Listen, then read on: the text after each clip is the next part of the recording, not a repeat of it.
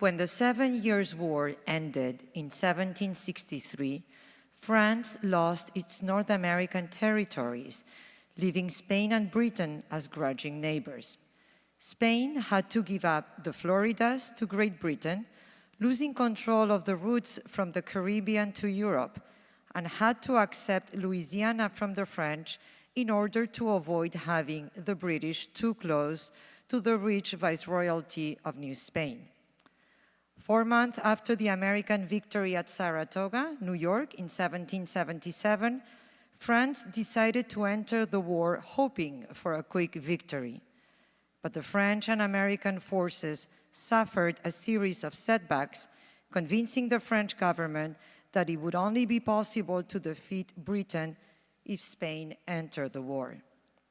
Spain tipped the balance of the conflict, giving France and Spain numerical superiority both on land and at sea, but also changed profoundly the general nature of the war.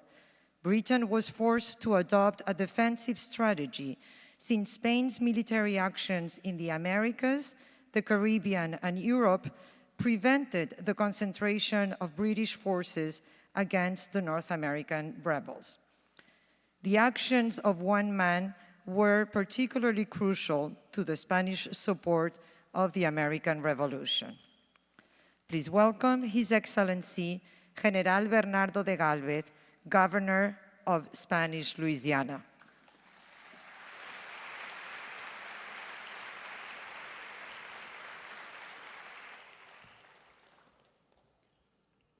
I am leaving this town the day after tomorrow for that destination of Manchac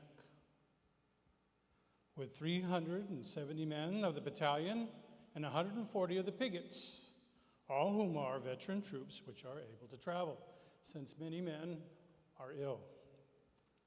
I cannot inform Your Excellency of the number of militiamen I may be able to gather, since it be necessary, as you will discover, to make inventory along the coasts, taking the greatest possible number of them with me.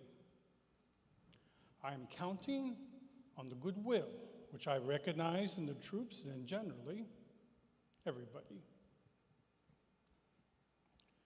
I have set half of the city's militiamen to arms as so to watch over the fortress while I am away, the other half so they may attend to their houses, their families, so that this city may be partially protected from surprise, especially since I have just received news that other troops are expected to cross the lakes, and may very well, knowing that I'm in Manchac, enter the capital by way of San Juan Bay.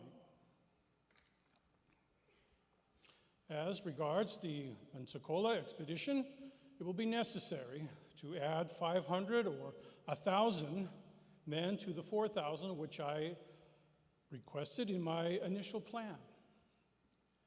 I hereby reiterate this. I may now continue as planned by continuing attacking the English along the river, as ordered to join up with the expedition.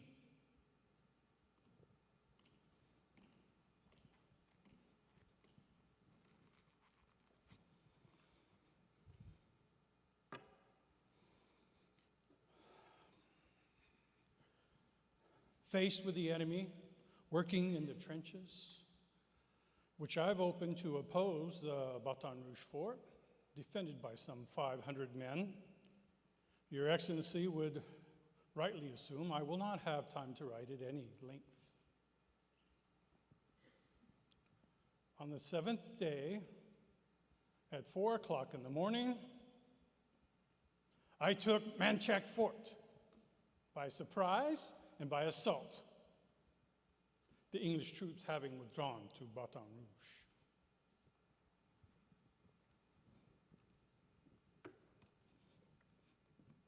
Because the English having withdrawn to Baton Rouge, from their list, on account of it being a more advantageous location for them, and hence they are more confident and being able to defend themselves. They have some 18 cannon, I only 10, but of greater caliber. Their veteran troops exceed 400 men. Mine are no more than 384. Therefore, as Your Excellency must know, the superiority is not mine, although indeed the hope of conquering them is, if God continues to favor me as he has until now.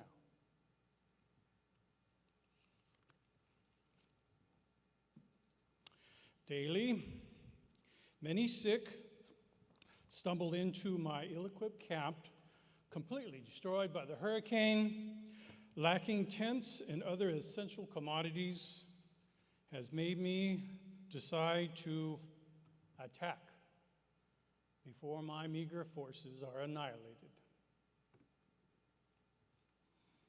I have decided to inform Your Excellency of my situation, not to ask for assistance so that if aid arrive, it would be the result of your prudent consideration, has had occurred, and not of my demands.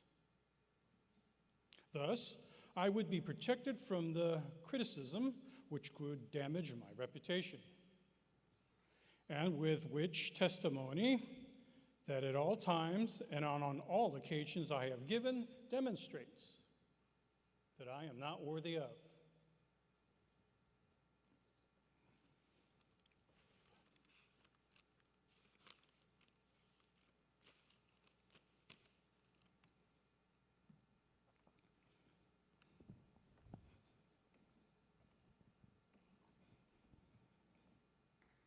Back, New Orleans. After my Mississippi campaign, I was very pleased to observe certain changes in the dress habits.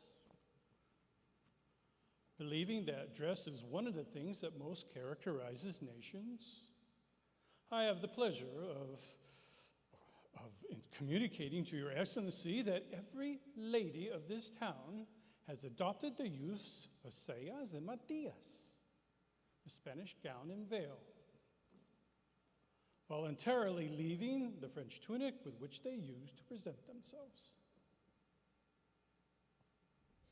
Today, in fact, there is not a single white person who has not embraced with pleasure the Spanish fashion of its use, which I communicate to Your Excellency. Persuaded by this revolution, cause in a little more than 2 months, it is news that deserves to be transferred to Your Excellency's understanding, for it qualifies my way of understanding the sincere affection with which these people hold towards our nation today.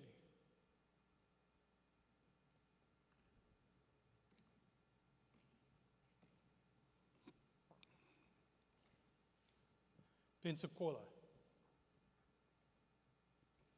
April 26,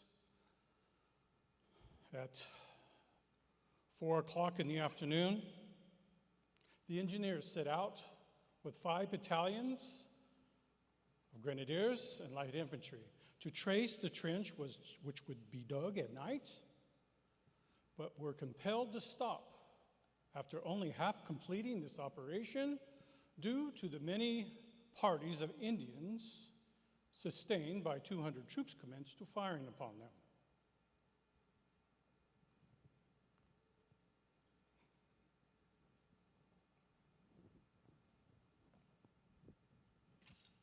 It was on the 8th of May at 3 o'clock in the afternoon, Fort George hoisted the white flag.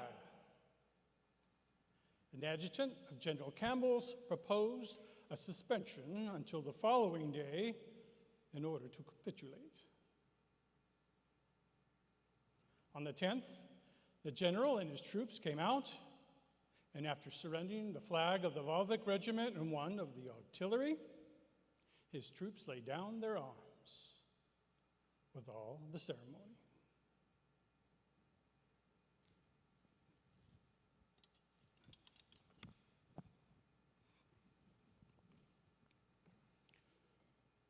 I am now able to see the causes of war with the Apache, which was led me to ask of the Spaniards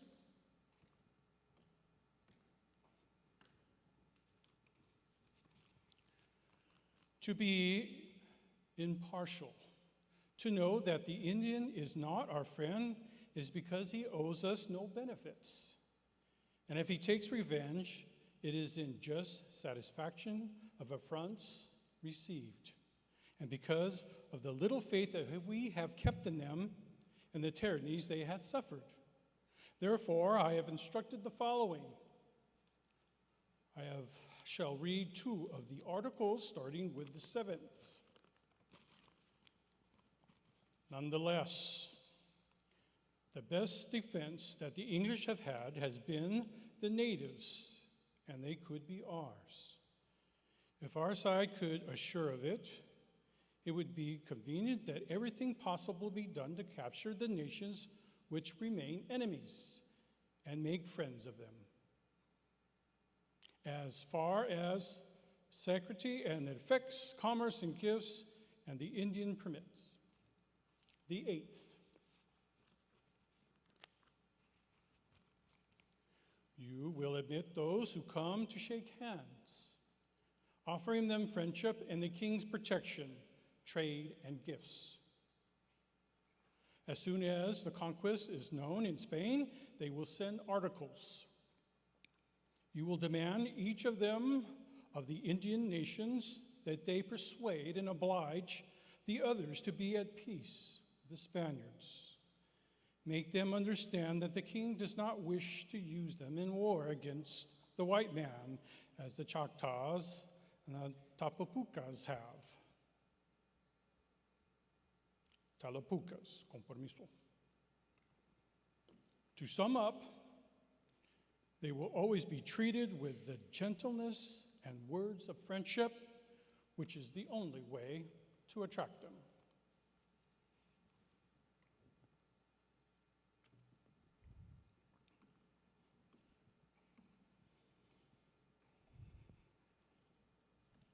As I look back now through the years at war, I not only see the forts, the trenches, or the cannons, I see the faces of the men who fought with me, Spaniards, Creole, free black, Indian, and mulattoes. There are people in Europe who say that the Americans lack spirit or the generosity of the military. This is not so. The Creole from the provincias internas are no less brave than their Indians they fight, for they were raised in freedom and fight with the pride of free men. What does the king care if his soldier is white or black, if the nobility of his heart denies the color of his face? I have seen the flag more honored and better defended in the black hands of a mulatto than those of other whiter but feebler.